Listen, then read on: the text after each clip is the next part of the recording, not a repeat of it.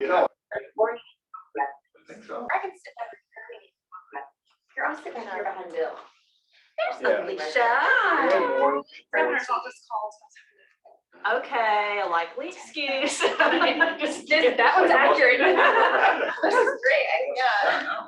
Well, I tell you what, for the sake of time, and I know everybody's time is valuable, but let me say, again, kind of good to be all together again. I mean, I realize we kind of went to a different lifestyle, but I said it earlier, there's nothing like being together, in my opinion. But before we get started, of course, as I said maybe before, y'all are not going to have me to push around much longer. So that's probably good for y'all, bad for me.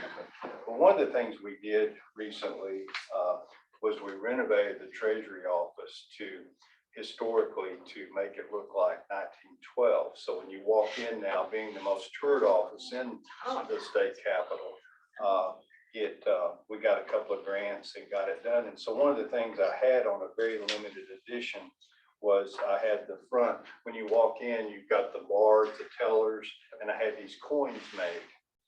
And as I said, they're very limited edition. So for the board members, I want to give everyone one of these coins.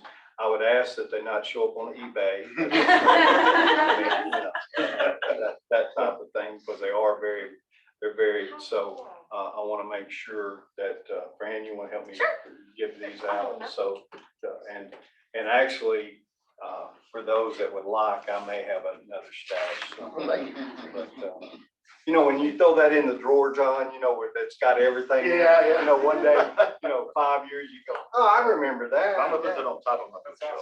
Thank you. Display it prominently. I tell you, if you ever get the chance, again, being the most pre-COVID, we were 24,000 visitors. Wow.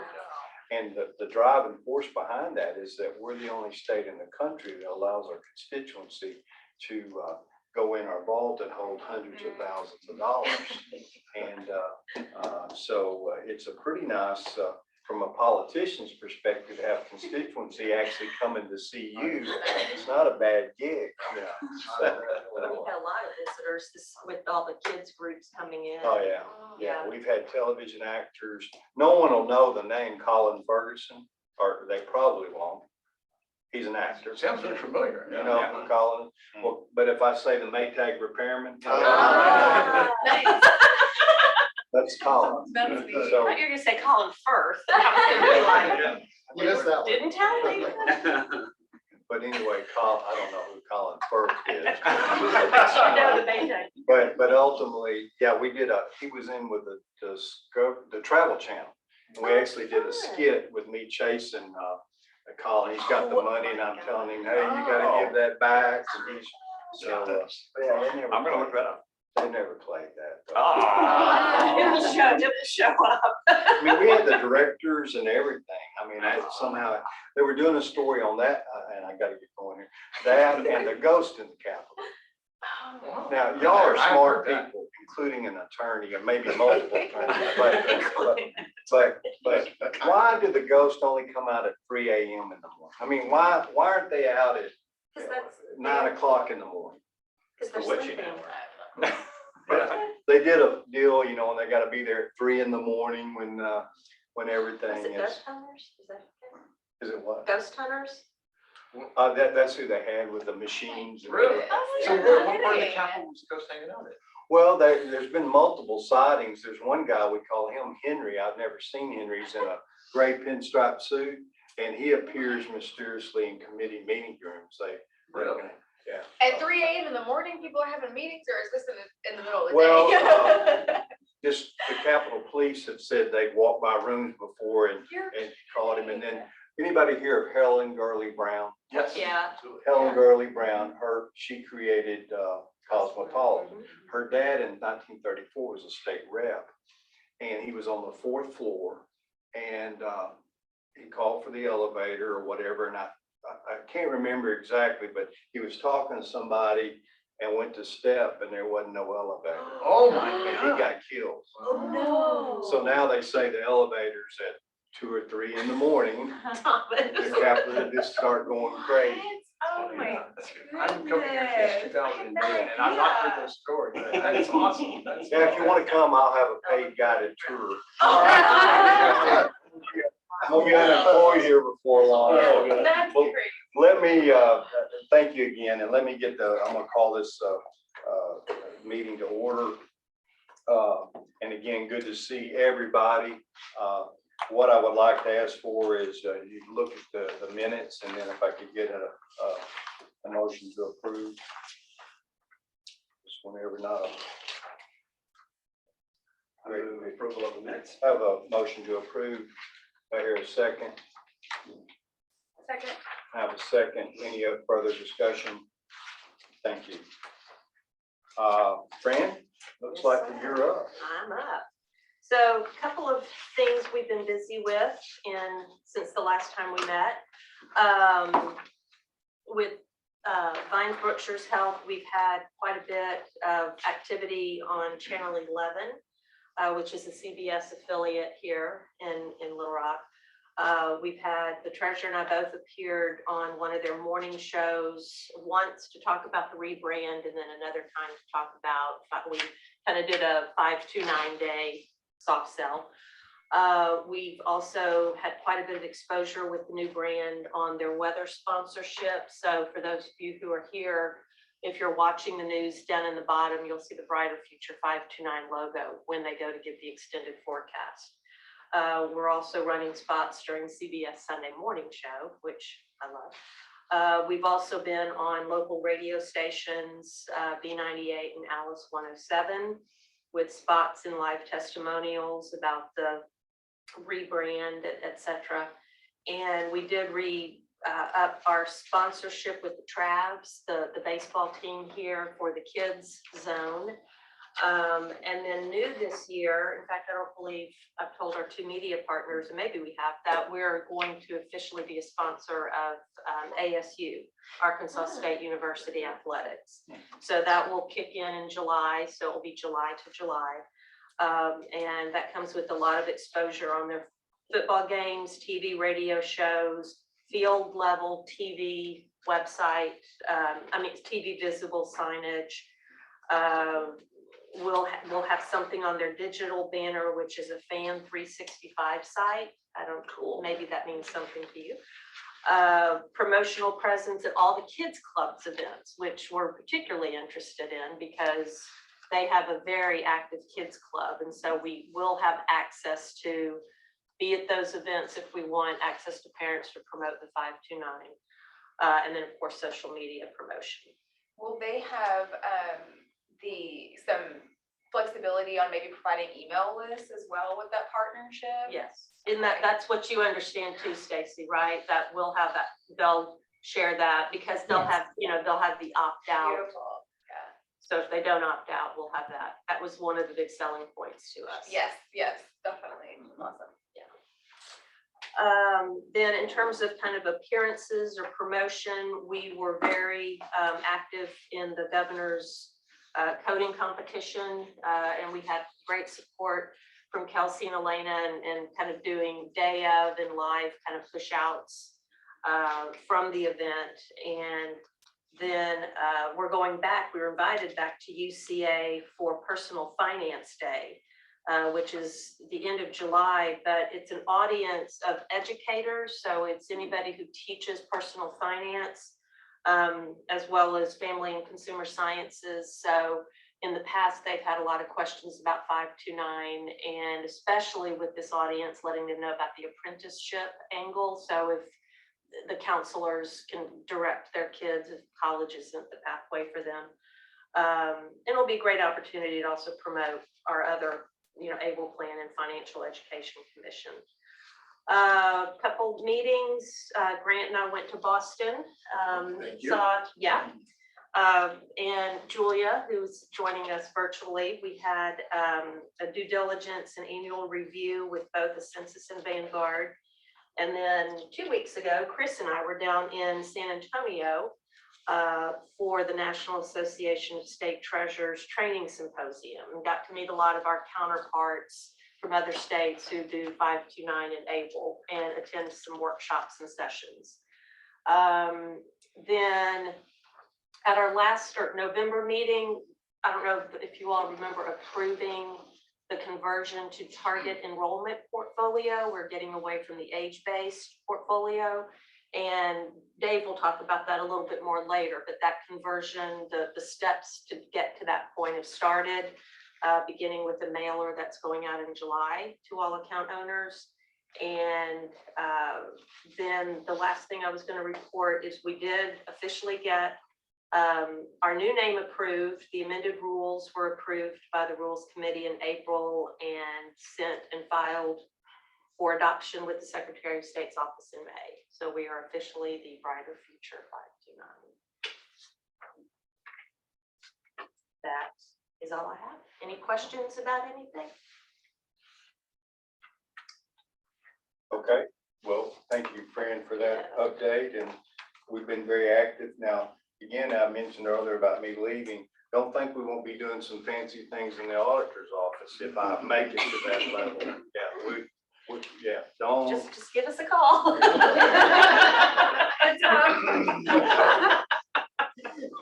Okay. We actually almost went into the auditor's office today, so I mean, I feel like that was you know, Ooh, premonition on yeah. our part, so. We've been there, see. We're gonna do some good things there. Should we take a tour of the auditor's office for Well, you today? Is it too early to start measuring? I know. Is there a ghost there? I don't know about Hope that. So Fran, you're back up Yes. again with approval of checks and invoices, if you want to Yes. take a look at those. So previously sent to Alicia and Clint for approval or review, and didn't know if you had any questions about any of the items listed, and if not, welcome a motion to approve the invoices. I don't have any questions. I don't have any questions. We get a motion. A motion to approve? I move that we approve the checks and invoices. I'll second. Can I second? No? I didn't think I could. Yeah, I'll second. you were just looking at me like. I can second. Yeah. Could you say? But, okay, any further discussion? All those in favor, thank you very much on that. So now we're moving down to annual marketing report, Yes. and So we have Bill Brookshire. Oh my God, and Brookline, I'm sorry. It's early. It's COVID break. That's a Yeah, it's a thing. It's like you have mini strokes. Yes, Yeah, yes. it's about- So they are here, for those of you who don't know, they handle our digital and traditional marketing and PR. And they're going to do kind of an overview of the last year. And then following them, Kelsey and Elena, who are with Brand Catalyst, who came down from Northwest Arkansas, will do a similar review of our social media presence. So at that, I will hand it over to you, Bill. And if you want, I don't know. I'm good. Bill's presenting most of it. I just have a little piece. Stand up so everybody can hear me. Okay. comfortable right there, Bill? And Anywhere's fine. Thomas will be at the controls unless you wanted to do that. No, it's not that many slides, and you can certainly understand when I'm ready Okay. to move on. So we had 3 key initiatives this year. The first one was the same initiatives that we all have, right? Were to drive new account openings and grow existing accounts.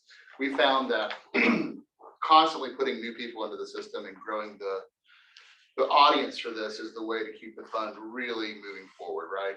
We also know that there are certain channels that are better than other channels for growing contributions to existing accounts.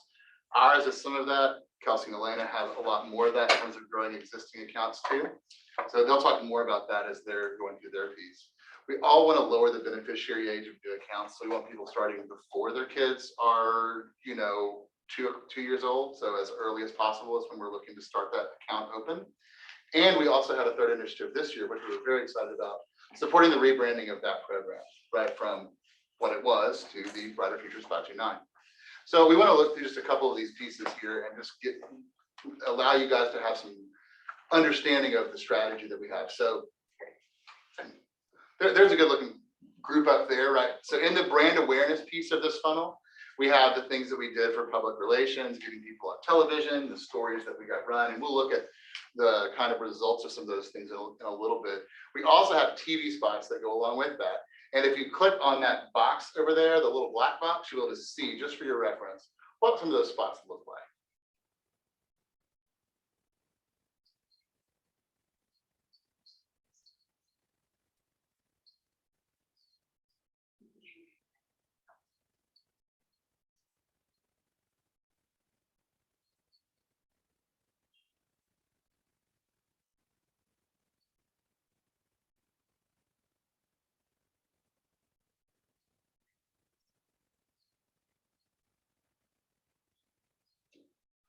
Okay, so that just kind of sets the stage for what we're trying to do. And we want to, the second thing that we want to do is create consideration. So we do that through a number of ways. The first way that we do that is through programmatic advertising. So just a quick refresh on programmatic for those that are not completely involved in marketing all day, every day. Programmatic means advertising that follows the person, not the publisher, right? So a publisher ad would be something you could say, we want to buy Channel 7, or we want to buy, the New York Times or whatever. That is a publisher ad. What we do instead is we use an AI-driven program to find people that are act-alikes to the people that click on and contribute to their funds. People who open funds and people who contribute to funds. We use AI to find other people that look like them, not from a demographic standpoint and definitely not from an income standpoint, but only from the standpoint of what their interests and concepts are that they're interested in. Right? So we're looking at things that are more broadly associated with people that have young kids, not the publishers that we think that they'll be reading, right? So those ads can follow them anywhere, except for the social space, which Kelsey and her team have completely locked down for us. So the last piece of that, the next piece of the consideration phase is going to be SEM. SEM stands for search engine marketing. And that is a place that we bid actively and optimize in real time to put our ads in the places that people are searching for. Remember the old yellow pages? And people would be like, I'm looking for a plumber. And you buy the ad on the A page of the plumbing ad.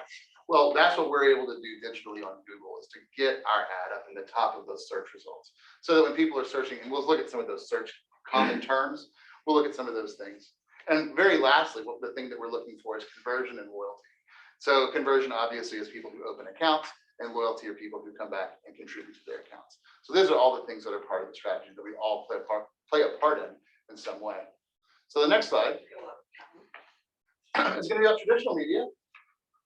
Yeah, so most of what you're going to hear presented by Bill today is about digital, because that's the easiest to measure and that's where all the levers are that we pull. But we have not abandoned traditional analog television, even though everything is connected now, because we do find that there are still a few things that works. A lot of these are PR type sponsorships where we'll negotiate a spot buy. So we actually invest very little of the overall budget in media. A lot of this stuff is value added promotions, things like the Save of the Week, Brighter Futures, which is their weather sponsorship, all the things that Fran has already touched on. But we do get a spot buy with all of these things. But no matter what happens on the internet, people are still going to watch sports in real time. They're still going to watch the weather in real time. They're still going to watch election results and things like that. And so fortunately, we still have really strong places to buy all that across Arkansas. And that's the traditional piece of our media buy. We do also notice when we run traditional alongside digital that we do get a spike, even though you can't really attribute it directly to it. We do see the correlation.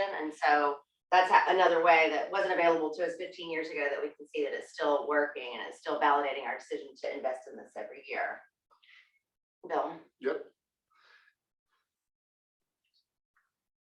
The other thing that we do a lot of is public relations. And I want you guys to see the number of articles that get picked up around our name change. It was kind of amazing. And there's a tiny number at the bottom of this that I really, if I had this slide to do over, which Chris, I just think I just sent you here right before the meeting. I made that number really big, but it's a tiny number at the bottom. We're kind of burying the lead there. 85,851,408 unique monthly views. That is a huge number from the articles that got picked up. That's an average of the number of people that would see these kind of articles around the state. And those are everything from that new name to stuff about specifically our treasurer, to everything, and then just talking about 529 Day. So all of the things that are part of that news cycle, we've been able to send out really good press releases through our PR department and get good coverage. Obviously, we've had 35 articles, 4,000 journalists reached, and 466 engagements, meaning journalists sharing those articles from other journalists on their Twitter or other social spaces. So that's a really good public relations effort and a huge payoff in terms of exposure for our fund, our treasurer, and our 529 concept in general. Right. So now let's get specific into digital performance. So what we're looking at, that top line up there, those are going to be the yearly programmatic impressions that you're seeing. So roughly 7 million. We saw about 7,000 clicks from that. So that's about a 0.1 CTR, which for programmatic is fine. That's about benchmark, and that's what we're looking for.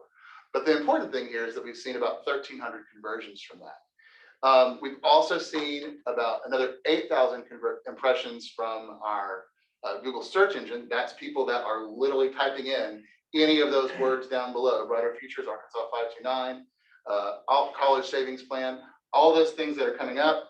We are converting those people, and about 560 of those people converted, meaning they opened an account.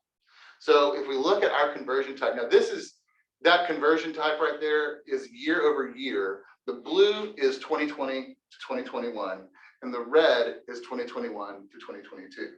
Sadly, we were responsible for 2020 to 2021 as well, but there was a global pandemic going on. So we've been able to increase those almost 256% over this year. And with the way that we just are able to even better target people as we learn more about them. We expect growth like this very infrequently, but we're very pleased when we see it. So we usually expect a smaller growth curve, but in this case, we really kind of blew this one out of the park. So we're pretty happy with the way this looks. The next one is going to be the total impressions, right? Impressions are just the number of eyeballs that we're seeing on things, the number of people that are getting to see your message.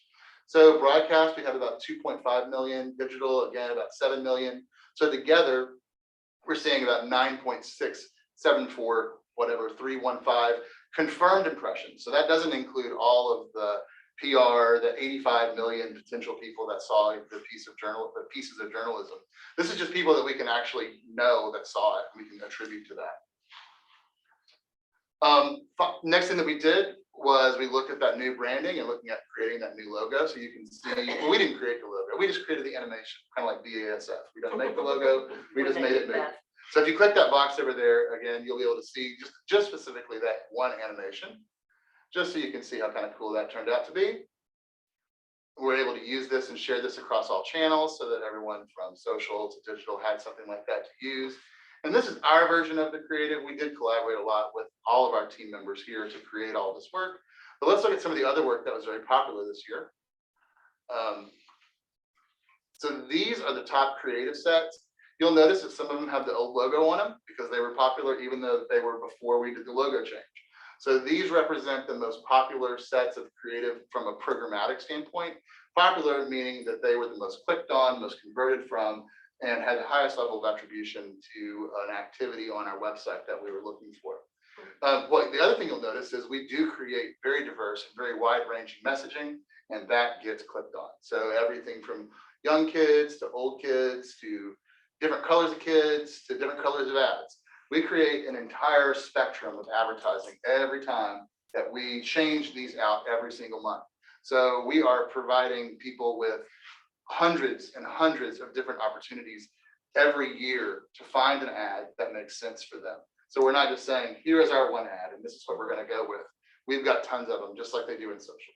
So this is all part of the overall set to make sure that we are there for everybody and meeting them where they are and not where we are. I think our final slide is to look at some audience demographics. We've seen an uptick in the 45 to 54 age group here. When we started, we were looking primarily at age 55 to 65 plus. We were looking a lot older when we started. And that was because of the way that we were identifying cohorts that had most money to invest at that beginning stages. Because most of the times when we first talked about this, there were a lot of grandmas and grandpas that had money to invest and didn't know about the fund. So we targeted them first. And now we're able to target people that are a little bit younger. We're still looking at people mostly in the top 10% of household income. That's to be expected because they have the most money to invest. We're also seeing an uptick in the lower 50%, meaning that the message is actually expanding out so that people with less money are understanding our messaging, which is that it takes as little as $25 to open an account, and that this is for them. Noticing the diversity of images, the diversity of messages. So we're starting to grow that, which is wonderful in terms of the number of people that are able to get on board. But to grow the fund, you have to have, at least in my non-lawyer, my just advertising guy mentality, you've got to have the base of the people with the most money to be able to grow the fund substantially. Question. The other thing that we found very interesting this time is that we're almost a 50-50 male-female split, which is not surprising because that's kind of the demographics of our state. It's changed from the first time that we started doing this. It was more men, and now it's more equal. So we're finding that we're being able to lower the age of people that are in our audience, making creating more equity between men and women in terms of those that are clicking, and seeing the lower 50% of the demographic audience, income potential of the audience being increased. Again, we don't target based on any of these things. We don't look at them. Until we look at them today, we don't target based on any of these. We don't target, we identify. Let me make sure I say the right word here. We don't target anything. It's all about identification of cohorts, and we're looking at people that have a like mind and a like action. I think our final slide is just fun, right? Nope, audience insights. We got 2 more here. So one of the things that we realized, and I may have to point some of these out because it's a little small, but when we look at those concepts that are connected from action to another kind of person, right? We're looking at things like what are popular baby names, baby naming tips. That's a good audience to be looking at because the baby's not here yet, right? So if we're going to talk about lowering the age. That's the right kind of audience to be identifying. These are organically growing based on our AI.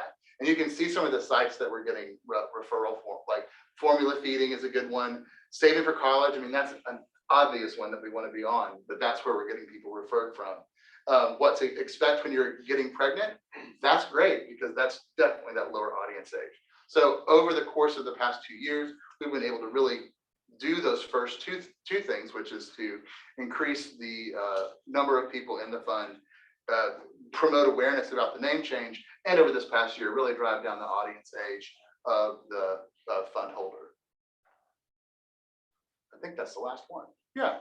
And now it's okay, baby with a diploma hat on. Very good. So we would love to entertain questions from you guys if you have anything. Brooke and I will do our very best to get you the information if we have it right now. But if you have questions that we can't answer, we'd be delighted to get it back to you. Seeing no questions, Benjamin Franklin said one time, "Well done is much better than well said." With that being said, I think we've got a combination there that works very well for y'all, and thank y'all so much for the job that you've done for for our state and for our citizens. I mean, results speak louder than words, and I think the actions that your firm's taken has benefited our state greatly. And I'm kind of becoming known as the 529 man. I mean, I'm not, it's just my exposure out there. I've had a number of people say, "Yeah, you're that savings guy." Yeah. So, yeah. Dang term limits. I'm sorry. Dang those term limits. Yeah. They said, Mr. Roden, how long have you been? So they confused me with Clint. Thank y'all. And y'all don't, I mean, unless you want. We want to hear the other Okay. side. So now we've got, I want you to sit here. now we've got Brand Catalyst. It's gonna go. Oh, that's right. I'm sorry. Go ahead, Brandon.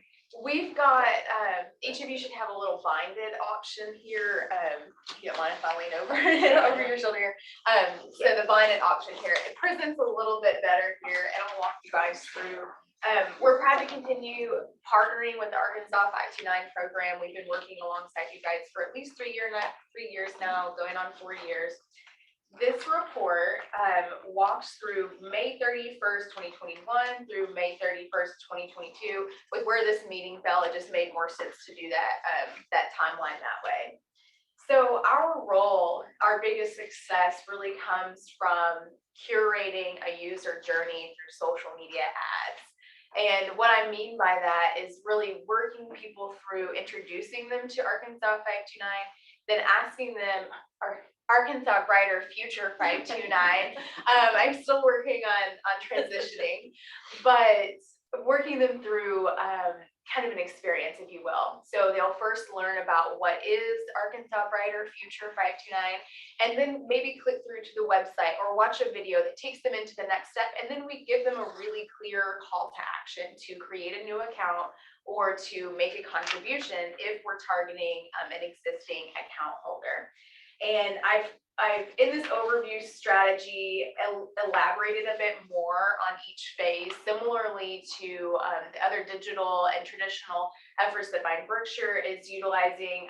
That awareness, consideration, conversion is a universal marketing approach that is very important. And so I've essentially broken those down into what to expect or what we're doing in each of those phases. And it's a simplified version, because if, say, we've got a really large pool who we're serving up an ad to them, and it's just about what is Arkansas Brighter Future 529. Some of those may decide to take an action, such as clicking through to the website and progress to that next step in their user journey. And some of those may not be ready to enter into, say, learning a little bit more about Arkansas Brighter Future 529, in which case we might circle back with them and deliver an ad in the future. So it is more of a journey. And for any of you who are not really familiar with social media or how those ads work, have any of you ever been on Amazon and put something into your shopping cart that then you didn't check out, and then they're like, oh, hey, this is in your account, right? And so similarly, we do a little bit of that. And that's where the conversion phase comes in, where we retarget those people. We get back in front of those people who are active on the website, and we have a pixel on the website, which allows us to do that. That technology is completely anonymous, so that we're making sure to follow policy of Census Day. Yeah. And so we're making sure to really, all of that is anonymous, but it's a really effective way to get back in front of those people who are active on the website and encourage them to take that next step, take that next option. And essentially, if you were shopping, to go back to your Amazon cart, or in this case, back to your account and complete your contribution action. And I put together a list of key terms as well on the next page. I won't go through each of these, but I know that marketing language can be a little bit heavy, can feel a little bit convoluted sometimes. So I defined each of the words that you might be a little less familiar with or utilized in the presentation here. I think one that's really important to touch on is when we are talking about a conversion action, there's a difference between what might be associated as a conversion where someone starts the process, which is indicated by what's called a purchase. A purchase is when someone starts to create a new account, but a conversion for us is when they complete that, they complete all of the steps to create a new account or all of the steps to contribute to one of their existing accounts. In our social media paid ads results, we have tracked over 1.5 million in new accounts and contributions into people's accounts. And that is not accounting for the brand awareness from when someone sees an ad, but maybe later goes back to the website, or similarly on the Vine Berkshire side, where they might see a digital ad and go back to the website with that recollection. This amount, the 1,538,942 is the amount that someone saw a social media ad and then directly went to the website to complete their transaction. That's outside of the awareness and the other numbers contributed there. And we just started tracking this year those amounts. In the past, we were still working through with the anonymity that we run into. We were working through how to get that set up in a way that was still going to be compliant. And we're able now to track those results that are directly related to an ad. So they see an ad, they click, they make a contribution. Other numbers here that I think are really worth noting, we've got a little over 2 million impressions. Truthfully, with the new iOS update, it's probably higher than that, but they don't allow us to track everything now. And so this is the number that we can report on. Also, ROI for these new accounts is we're at $69.41 for every $1 that we manage for you guys. Y'all are making about $70.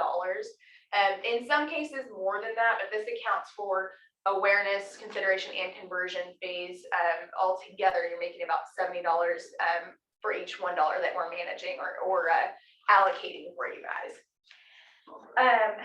Around 1,500 total purchases, and this is when, or so 1,468 purchases where they start the process, and then 495 of those that made it to the final, the contribution at the end of that, kind of sequence as you're going through on your 529 account. Next page, top performing ads. I broke these down by, you can sort ads in many different ways. And so the first one I selected there, the little girl with the sunflower in her face, it's really sweet. That ad has performed really well.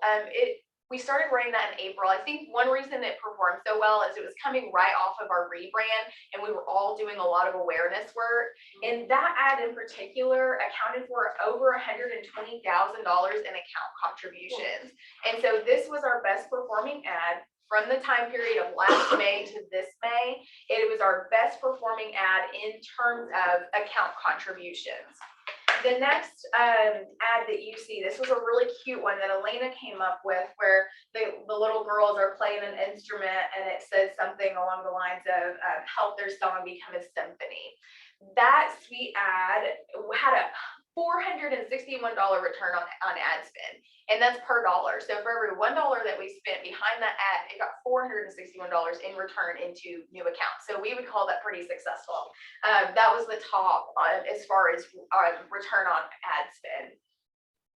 And the last one there, this was an ad that we ran around Christmas time, and it was a transition ad. So the one in the screenshot there is a little baby, and it transitions, it kind of dissolves, if you will, into more of a toddler age child, and the ad associates with your child, getting a little bit bigger and growing. The background is similar, but this ad was a best performer in terms of the number of purchases or the people who were starting the conversion process. It had 110 people click through and begin the process of creating their 529 account after they saw this ad. And then I'm going to let Elena talk a little bit about organic results. Elena is y'all's client executive for the Arkansas Brighter Future 529 program. She handles all of the organic social media activity, the copywriting and planning for that. So I'll turn it over to her. Yeah, so these are going to be our organic results. So Kelsey spent a lot of time talking about ads, which have had ad spend behind them. These organic results are just going to be the results of things that are on the page. No ad spend has been behind them. People either are following the page and encounter them, or they're being suggested by Facebook or by Instagram. So we posted 174 total newsfeed posts. That includes some video work as well.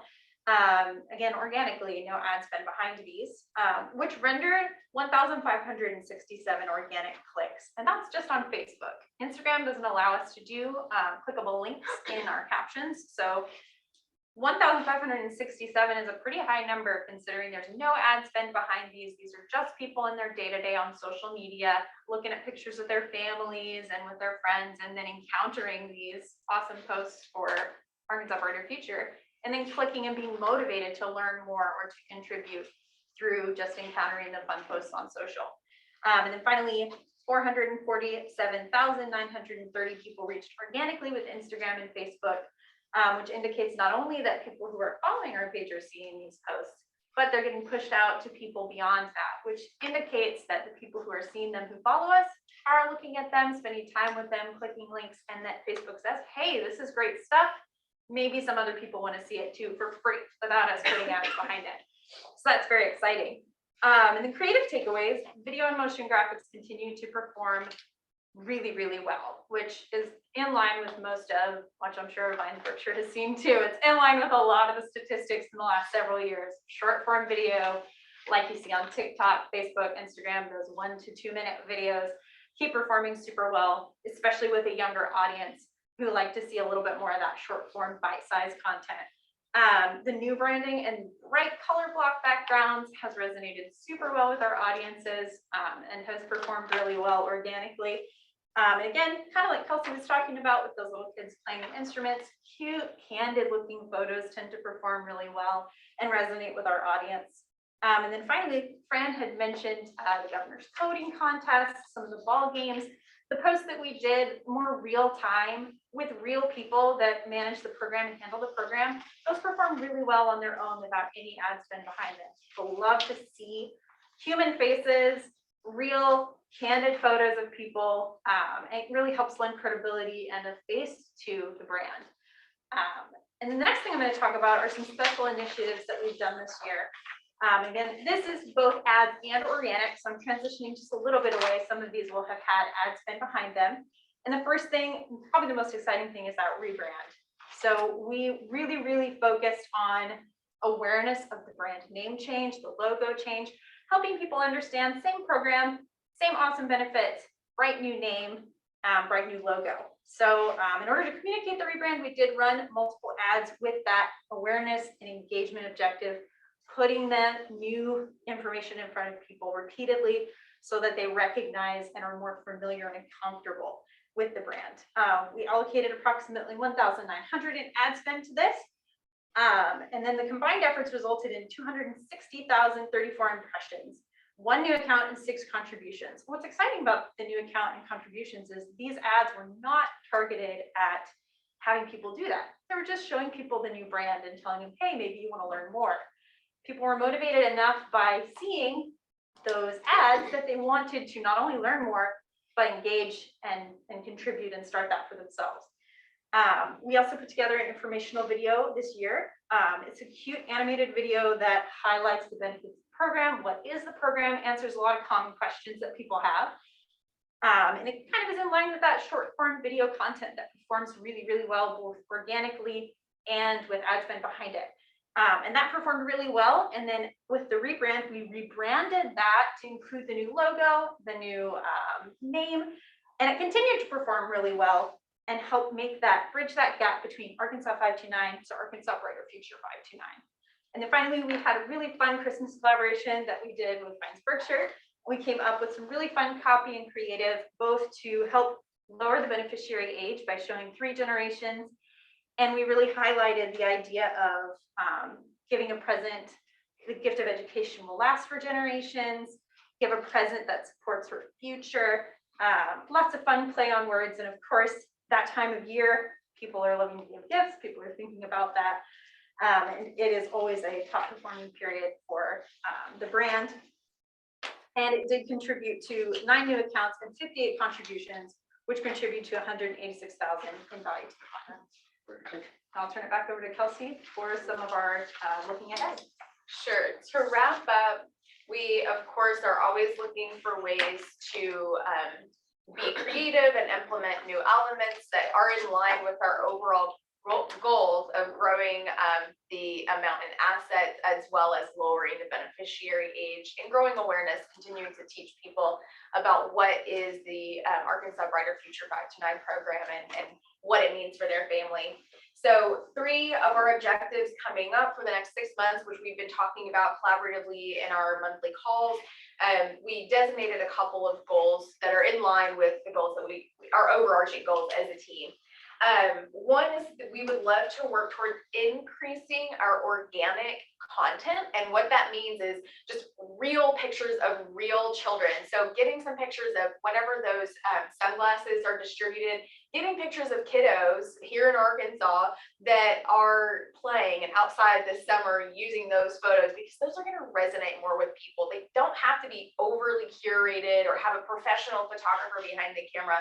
They can be on a cell phone, and the way cell phones take pictures these days, it really works quite well. And so we are going to work towards doing that. I've actually got a few pair of sunglasses that I'm going to have my boys put a pair on, and we'll go to a couple different spots and take some pictures and probably stick them in an ad. So, and so there are ways that we can do that creatively without a lot of investment and really have fun with it.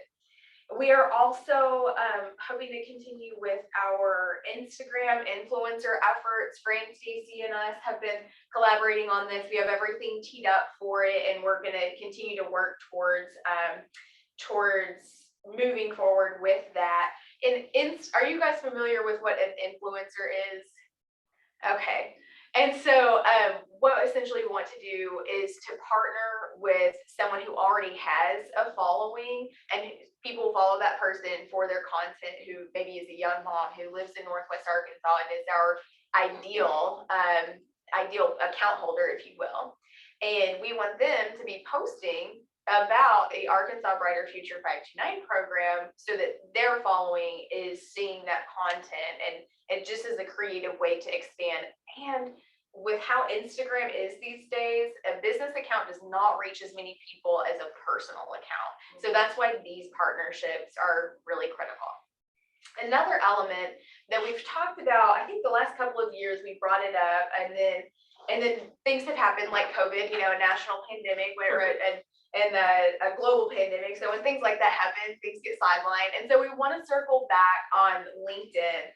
LinkedIn is oftentimes associated, of course, as a professional networking platform.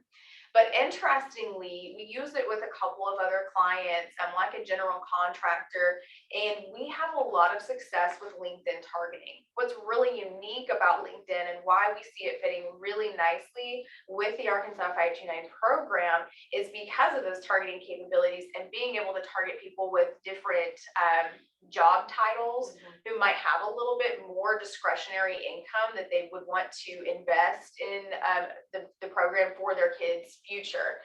And I think that there are just endless benefits to being active there. The ad spend, it tends to cost a little bit more to run ads on LinkedIn because the targeting is so unique and very precise, and you can reach C-suite executives more readily, whereas on other platforms that's not quite as available. And you can, it's just very much a workaround. So we do see LinkedIn fitting into that overall strategy and being something that we can see a lot of success on in combination with these other strategies. That might be good for the employer. Yes. That'd be a great place to promote that. And we've taken up a lot of time, so we'll open for questions if anyone has anything that they'd like to touch on. Well, first of all, like I said, I've been spending too much time over there. Jeez. We're in pretty good hands over here, aren't we? Again, I'll use my Benjamin Franklin, well done is better than well said. I'm just in awe. And again, Fran, y'all obviously been doing something over here. I've, kind of turned you loose, and your staff Stacy, and the people, and Stacy, and so can't say that I'm any more prouder. And yes, I do know I am kept up to date. And this has been one thing I think Dave Ponder may even remember nearly 8 years ago when we first met. I took over as treasurer of something I really care, being born and raised here in Arkansas, seeing some of the things that I've had the opportunity to see, and of course, education, we all believe is the key. So I don't think we've done a bad job. No, because, looking back at some reporting from around 2010, you were adding about 25 accounts a month back then. It's just amazing how much growth you guys have had. Well, and I like ROI as a treasurer state. Seeing a return on my investment is something that, and I like these ROIs. So I'm certainly willing to invest the money to get those kind of ROIs. So any other questions from the board or anybody about? I just have one quick question. Have you considered broadening beyond LinkedIn, TikTok, Twitch, anything else? Yeah, we would love to be active on TikTok with this Is brand. that where they sing and dance? I mean, they forget. A little bit, yeah, a little bit. I don't really understand all that stuff, but It's You're not wrong. interesting. Short form video right now is just electric on social media and really important. The challenge we would run into on that platform, the reason why we haven't pushed it as much, we could certainly run ads there, but we have a hard time getting things like testimonials. We'd love to work towards getting, young families, a video of a young family saying, here's why we're saving, here's what it's doing for us. that type of content is a little tough to come by. And if we could work on coordinating more of that, then yes, absolutely. Do we think with today's climate, $4.50 or $5 gasoline, or, I mean, isn't that the first thing to suffer though somewhat when people, as their savings and maybe they start making adjustments, not because they want to, Certainly. because they have to. So is there anything that we would do differently? I mean, kind of changing yeah, I mean, I'm just, or is it? We change the messaging up every month based on what we see that are topics of interest, and we report that back to everybody else. So, Yeah. you know, if we see that people are going to websites where they're trying to find the lowest dollar for gas, the lowest price for gas, we would definitely respond to that. If, like a couple of years ago, we would notice that people were going to websites where they could buy foosball tables. So we put foosball tables in the ad. So we are very responsive to all of the different Sure. content out there. Well, again, I'll be curious to see how we come out of this and as we, you know, as we move toward even the midterm elections, to see what kind of confidence that Americans have. You know, for me, I'm not It'll be changing up my interesting, yes. investment for my grandkids. I mean, Right. that's one thing I'm committed to. And I think for the most part, people are, but still reality is reality. So, anything else? Well, Thank you, guys. again, you are more than welcome to stay if you would like, but at this point, and I'm not trying to run you off, I'm just trying to make life easier on y'all. I know you've got I mean. We'll be happy to. money to be made, so If thank we you. didn't have the drive back, we would I know you certainly did, hang yeah, out. absolutely. Yes. You guys right back over to Yes, Wow. yes. I'm involved with Rodeo of the Ozarks, Oh, which yeah. is our largest rodeo in the state. I'm on the board there, and it's rodeo week. And so we have a lot of activity. Have a safe drive back, thank you so much for coming, and I'm very, very pleased and, just excited. Thank you for having Thank you us. so Oh, much. my pleasure. It is a- Good, be safe out it is like. Yeah. Thank you. Bye, guys. How many horses do you own? Two, just two, yeah. About to have a few of my grandparents' dairy Thank cow, y'all though. My so boys are gonna much. show them the fair, so That's that's. nice. fun. Yes, it will be really fun. Appreciate you. Yeah, build some character. Thanks so much for your time today. Be careful. Bye, guys. Hi, guys. Bye, Stacy. I don't wish you the Please best say day. bye. Bye, Thanks, Stacy. Thank you, guys. Well, certainly, is everybody okay? Anybody need a break? Anybody, you wanna move on? I just want to know, you know, does anyone ever, you guys all have Alexa in your house? Have a what? Alexa, you know, the thing go, Alexa, what's the temperature outside? Yeah. I have Google. You got Google.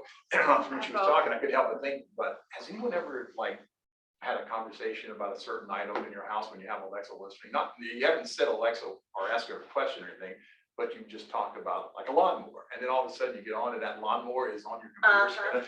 That's the ad that we need to have, right? Yeah, and that's also scary. Yeah. But, Yeah. then I repeat myself. Okay, so moving on, if we're ready, then no one needs a break, water, anything. Dave, you're up. Yeah, so do we need to talk about the target date enrollment? Real quick? Just an update. Yeah, so, you know, I think that, Julie, correct me if I'm wrong, we are all set. Thank you for all the hard work on the supplement and all the corrections. Thank you. Our legal team was out, so it took me 45 attempts to get all the corrections done. So thank you guys for working with us. So that supplement is gonna mail, around the 11th of next month, so you may get a lot of phone calls when that goes out. And so just be aware that those calls may come in. So what's gonna wind up happening is that we'll move from the age-based enrollment that you see now for the drug plan, and they're gonna look a lot like the advisor plan. So that'll be a big change. The great part about that is K through 12 or any other, non-traditional, life plans have always been for in the past, withdrawals. So you can set, if your kid's gonna be in school and needing tuition payments for K through 12, you can set the target date for the day that they go to school. So that's a whole different approach, and I think that's very positive. So there are gonna be a number of emails, the program description supplement goes out. There's an email that goes out on the 11th as well. The 16th of August, we're going to send out another email. We're going to have a landing page that will have there in the supplement. There's actually going to be a little insert, a one pager that talks about the changes sitting on top of the supplement. We'll also put that page up on the website, and the email will link to the page. And then on the 12th of September, we're going to send out a final email, basically with the same information. And then the weekend of 9/16, it all goes live. All the forms will be updated. It'll look totally different than it does now. By the way, and when I say that, I mean the enrollment forms, the enrollment process will all look different. And there are about 46,000 accounts that will be affected by this, correct? That are currently enrolled in the age-based portfolio, but will be moved over. Transitioning over, that's correct. And it'd be great, and I know you had asked the question of whether or not we were just gonna send it out to those folks who are currently in age-based, but you know, when I mean supplement's gonna go out to everybody. Because some folks may decide, you know what, I didn't like doing age-based, but now that you got target date, I'm gonna give that a shot, because I've got kids who go up to kindergarten here. And that one pager will help I refer to it like as a USA Today, you know, where it just kind of gets to the beat of what's going on. Yeah, so it's gonna be here quick, so it's just moving along fast. So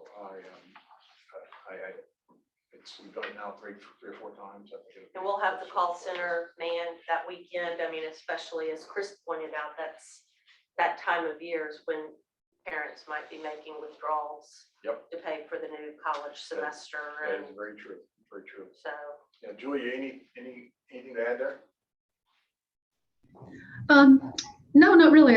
Just add the point that not only are there a lot of accounts, and you may have preference account owners who have a preference for smooth glide paths as opposed to the age-based, but it's also in some respects easier for them to understand, and they don't have to make the risk decision, right? They don't have to decide if I'm a conservative or aggressive or moderate investor. I'm just going to pick the expected date of enrollment and off I go. So hopefully it's easier to understand and improves engagement with that respect. Absolutely, and obviously, you know, the call center is going to be there, but in Arkansas, you know, people feel comfortable calling the treasurer's office, so, you know, yes, they do have to bring you in. yeah. Mr. Treasurer, how do you answer some phones? Is the 16th, what is the 16th? Is I think that a that's Friday? It's either Thursday or Friday. The process starts on Thursday. You can't do any exchanges after like 4 o'clock on That's Thursday. right. And then it's all. Well, that's why all the more reason if somebody doesn't open their mail or Mhm. doesn't click in until that Saturday or Yeah. Sunday.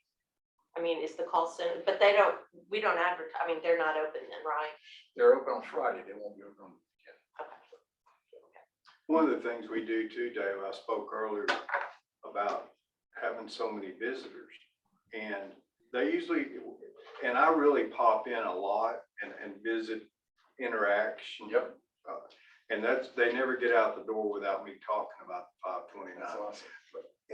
Because it's one of my responsibilities. So when they would talk about, I'm the state's banker, and then I talk about that. So really, you kind of laugh about that, but you know, again, whatever, many hands make light work. Yes. So the combination we put together, I mean, what are we, 1.2 million under man? I mean, 1.2 billion. Yeah, So, well, your total trust is, yeah, absolutely. Well, Can I it ask a is quick question? Sure. Can you give me an idea of what percentage of account holders this affects? So it's about, so I can tell you and Julie, you've already done the math, you may have a better answer, but so right now, I think just about half of the assets in the planner in the age base, I believe. But that doesn't necessarily answer your question as to the number of people on a percentage basis. Julie, do you have a sense of that? I'd have to look that up. I don't have it to hand, but it's a little over 50% who are in the age-based as opposed to standalone options or alternatives. Okay, thank you. And the majority of those are in aggressive and moderate, and much smaller percentages in conservative. Exactly. Okay. Any questions on that? And we'll start. We're going to start off with the, if you want to go forward to the assets page.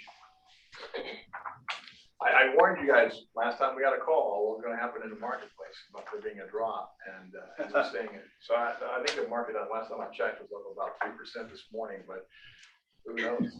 John, You know, Julie, is it gonna be up or down today? It's gonna be a good day. We've got 6 hours to go or so. Yeah. So I did want to point, so you're at 540, almost 543 million in the direct plan. I did want to point out that you ended last year at 593.4, so it is down substantially because of the market. The good news is that on contribution, on the next slide, you're up 2.2%. So even though we've had a crazy market, people, you know, who said AIP, they don't change it. We love AIP. You know, if you said it and just let it go, typically when the market changes, you're just going to keep it going and you don't take it down. So we try to get more people to do AIP. Yes. That's great. You were asking a question about, a shift in focus as far as like marketing or advertising is concerned. In a down market, if you can get more people to automatically contribute on a regular basis, then, that makes it so that their behavior doesn't really change that much. And in 529, yeah, exactly. Well, it's really a stock average too, isn't it? Right. I mean, Yeah. Dollar cost average. I'm just trying.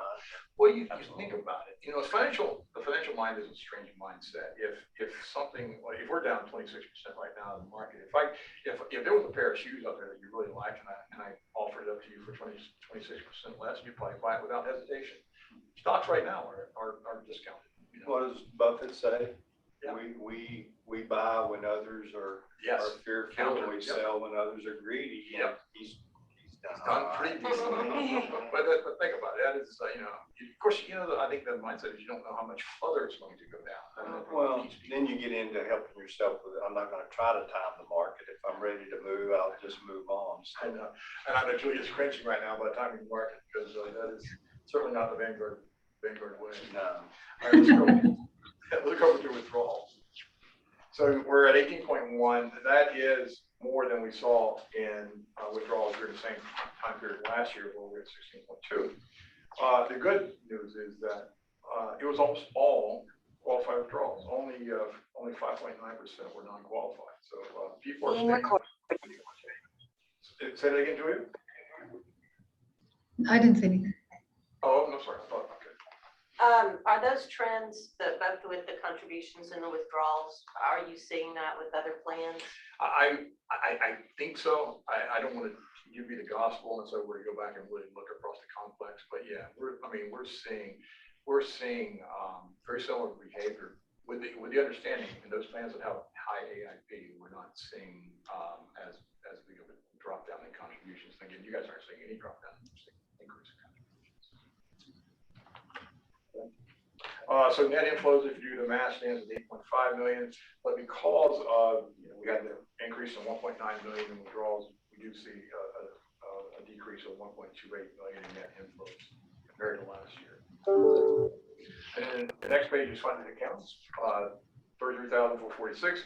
So if you look at the lines, there's one little indicator that gives me a little bit of a concern. If you look at the in the month of May, you see that the gap isn't quite as wide from May of last year. That's a little bit of a slowdown in number of accounts open, but we'll continue to monitor that. And I added a new slide on the next page, funded by residency. Non-resident accounts only represent 14% of the accounts that are in the plan. When I took over back in 2008 or 9, I guess it was 2008. Basically, 85% of the accounts were all out of state. It was crazy how these things changed. You guys, all thanks to you guys for getting the state. Tax deduction. Yeah, absolutely. Yeah. The average account size, you stand at 16,229. Basically, you see the decrease from what we were seeing last year, all due to the market. But the good news is, and this is really one age-based or target enrollment date. If you look at that 17 to 18-year-old group, those folks who are getting ready to spend the money, it did drop from the last time we sat down, and that data was from March 1st. It only dropped, the average account balance has only dropped $185 in that 17 to 18-year section. So that's not, you know what, it's doing what it's supposed to do, right? It's protecting that group of people as they get ready to spend their money. And then on to Brighter Future Advisor Plan, almost still all John's thunder, but you're standing at over 644 million in assets, over 16,000 funded accounts with an average account balance over $39,000. And then finally, just a quick talk about the promise awards and UGIF. UGIF continues to roll. The direct plan is now over $10.5 million in UGIF contributions. The advisor plan is coming on at almost $4 million. Direct has had almost 20,000 gifts so far since we rolled out UGIF. Advisors closing on 4,000, and these average gift amounts in a time where people are suffering. The average gift still remains at over $550 for direct and over $1,000 for the advisor plan. And then lastly, just a real quick note on the Promise Rewards. You guys have crossed $2 million in free money from the Promise service, and you're going to continue seeing them engaging as they get more aggressive out there with the Promise members. So with that, any questions on any of it? Thank you. Seeing none, Julia, you're up.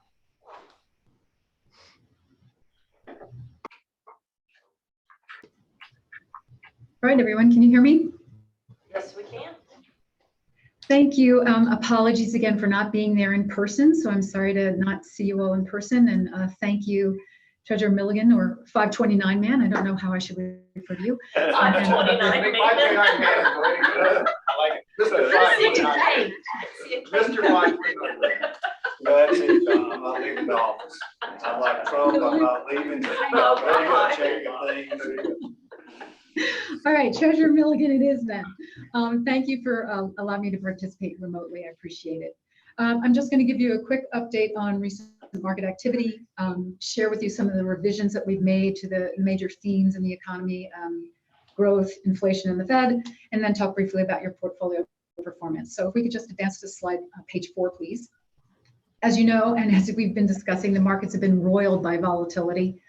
All of this driven by persistent high inflation, recent Fed action, the conflict in Ukraine, and of course, the continuing restrictions in China, all of which have had an impact on markets, not just in the US domestically, but globally as well. If we could just go to the next slide, slide 5, please. With respect to equities, US equities, again, wide swings across all market caps and sectors. Recently in May and June specifically, extreme downward pressure across all indices, S&P, NASDAQ, the Dow. So this is a uniform action, downside action across the board.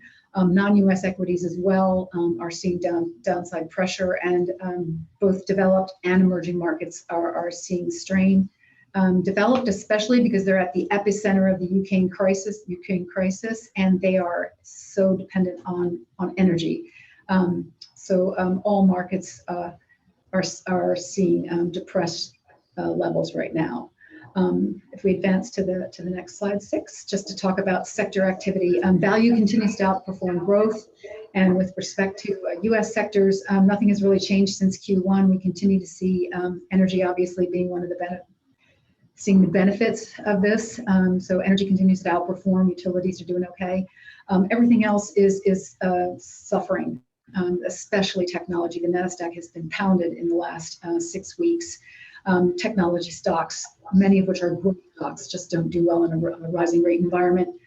Similarly, real estate has started to see impacts from higher rates. And on the consumer side, consumer staples and discretionary, starting to see a slowdown in consumer demand. So that's what the sector activity looks like on the equity side. On the fixed income side, we actually saw, the curve at the longer end start to flatten. So the spread between 10-year and 30-year has collapsed when the 10-year was reaching the 340, 345 range. So that's a bit of a concerning trend if the curve continues to flatten, especially in the longer end. Now, if we just go to slide 13, I just wanted to talk about some of the major themes, and again, our revisions to some of our forecasts with respect to growth, inflation, and the Fed. So we have significantly reduced our growth forecast for the US economy. As of the end of 2022, we were calling for 3.5% growth. We're now down to 2%. And much of this is due to what we've been talking about. The US financial conditions in the US economy have tightened, so there's tighter lending, lower equity markets, which has effectively reduced wealth, persistent high inflation levels, higher than expected, And then, of course, on the global side, you've still got Ukraine and the Chinese COVID lockdowns, which are persisting and, of course, putting pressure on commodities, especially energy prices, as well as the supply chain. So all of this is contributing to a slowdown in the U.S. economy. Another thing that we've been watching is the labor market. Conversely, we think there'll continue to be a tight labor market in the U.S. Unemployment was 3.6% in May. We expect it to get to 3.5% by the end of June, which is its pre-pandemic level. And we think it'll be at 3.2% by the end of the year. And we also think that wage inflation will persist. Wages grew in the first quarter of the year about 5.5%. We think they'll end the year still growing at about 5%.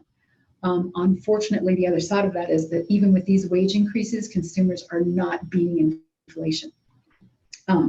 So that leads me to our conversation about inflation. We have raised our projections for inflation for the year. So CPI headline, we see ending the year at 7%, core CPI at 5%. And if we look at PCE, which is the Fed's preferred benchmark, 5.1% headline, 4.8% for core. So again, higher persistent inflation levels across the board, much of which is due to what we've talked about. And again, tight labor market and wage inflation will persist. And then finally, just wanted to touch on the Fed. We know the Fed raised rates 75 basis points. We think there'll be another 100 to 150 basis points before the end of the year. So end rate for this year could be 2.75 to 3%. And we've raised our expectations for the terminal rate for the Fed in 23. It'll be above 3%, maybe closer to 3.4%. So those are just some of the revisions we've made to our forecasts.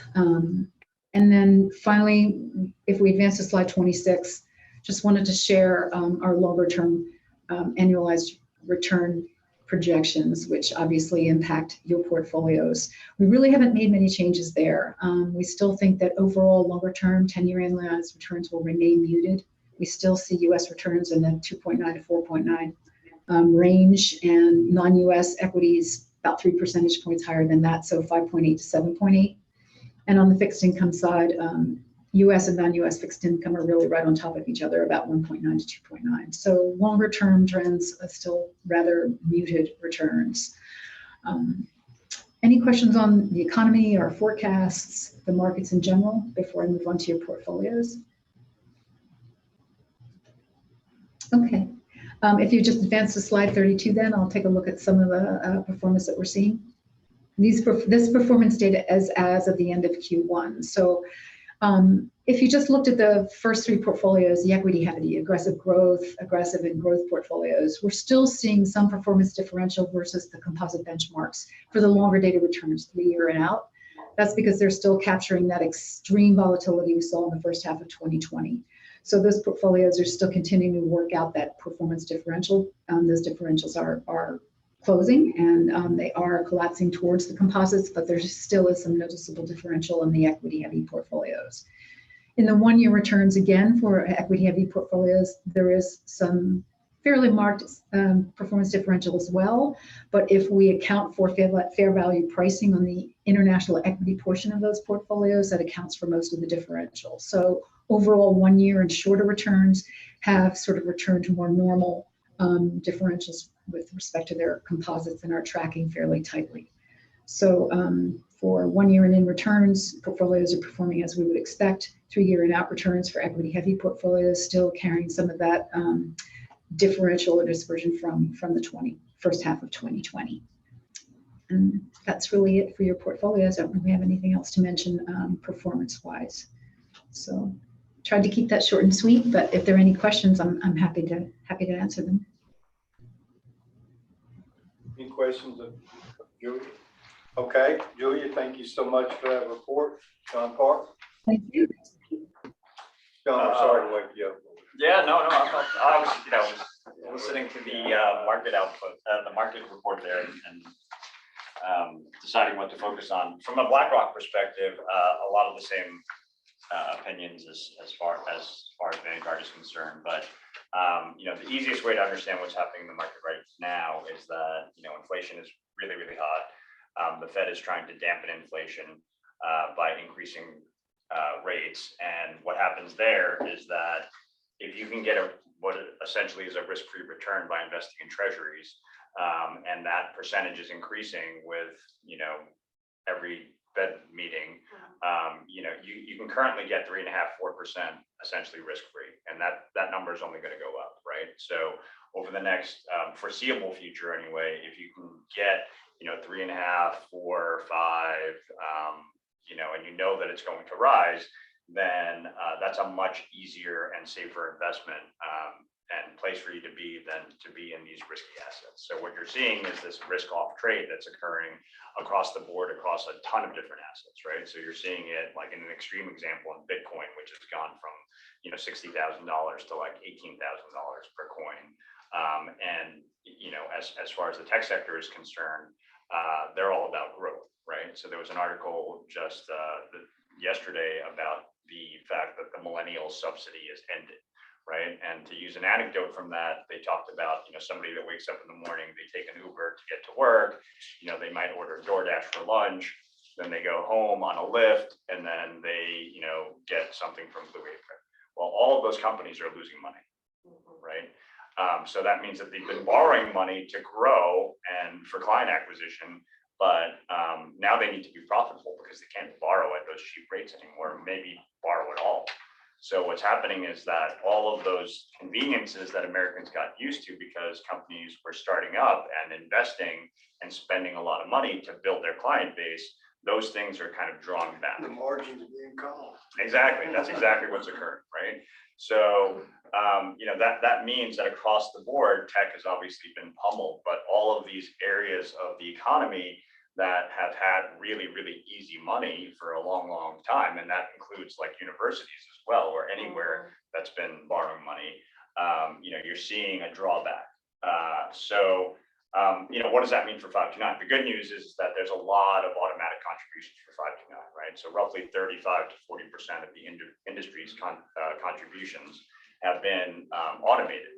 And it's people, like you or anybody else that has a grandchild or a child that they're just putting money aside every single month. And that makes the 529 assets anyway a little bit more resistant to, those wild swings in the marketplace.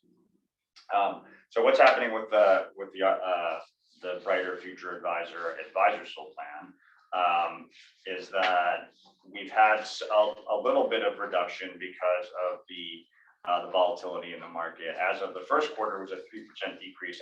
As Dave numbers showed through May, it's been a little bit further than that. And then as far as what's happening in Arkansas, we had roughly 70 million at the end of the first quarter, which was pretty flat. It was minus 1% versus the end of the year, which was our high water mark. 56 firms. That's remained constant. The good news is that we've added more financial advisors. The ones in bold on the right side, Edward Jones, LPL, Raymond James, and Stephens, they actually added more advisors that are selling the plan. So we've had a 3% increase in financial advisors in the state of Arkansas offering the plan just in the first quarter. We have also had a 3% increase in accounts. So we're up to 3,718 accounts in the state of Arkansas. So, as I said earlier, that tax deduction is huge. The fact that you can get a deduction for contributing to an in Arkansas plan or any Arkansas or any 529 plan is just a huge contributor to people's savings behavior. And as Dave said, you've seen what's happened with the direct plan. It's gone from mostly out of state to mostly in state, but it doesn't mean that the out of state people stopped investing. It's just more in state people are investing now. So that's a huge, huge plus for the residents of Arkansas. And that's about it. John, thank you for that. I will say, when I went into the Treasury, we only have one daughter, and but I didn't even know about the 529. I mean, didn't even know about it. I mean, so when you say in-state, I think again, that's just our marketing plan. Many people out of state transferred their plans to us, and of course, I learned one thing in sales. There's three things, and it's hard to get them all coordinated, but you got to plant, you got to tend, and then you should get to harvest.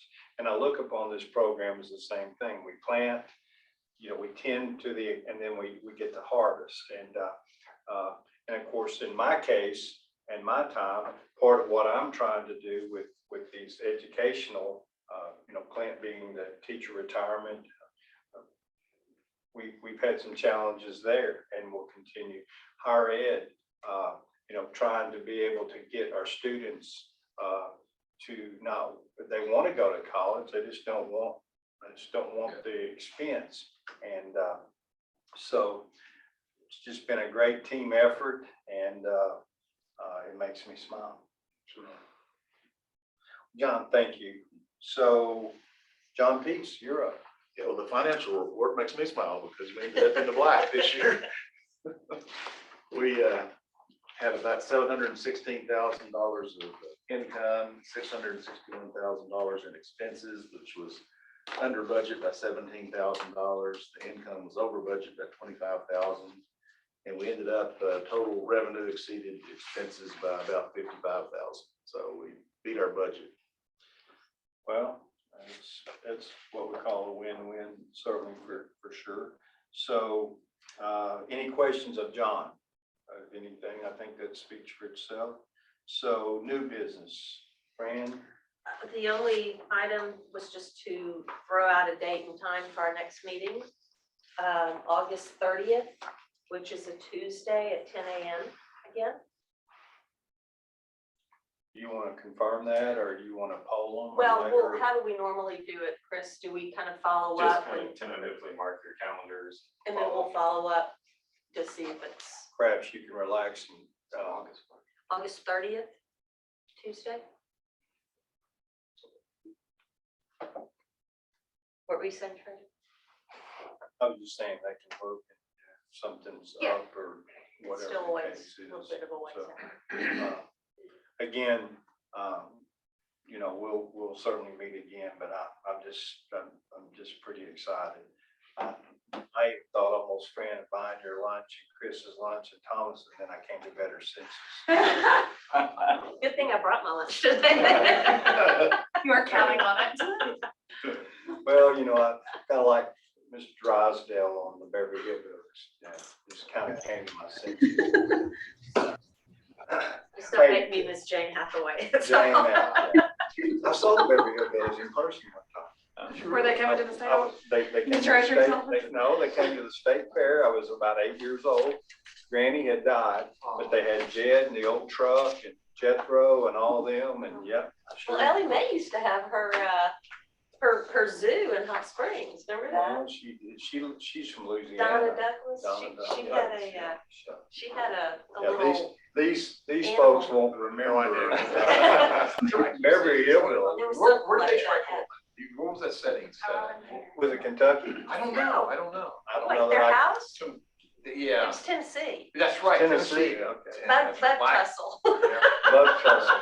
You Right. watched it a lot. Fran is a fan. I didn't know where Tennessee got any oil. I mean, that's funny that they chose, I want to choose Watch Texas. out for 'em. I mean, it was originally discovered in Pennsylvania, right? That's right, that's true. Yeah, just kind of floating to the surface. Well, again, thank you. each We of you, just went all- Everybody's contributed. I think results speak for themselves. If there's nothing else, then I'm going to see if I can get a motion to adjourn.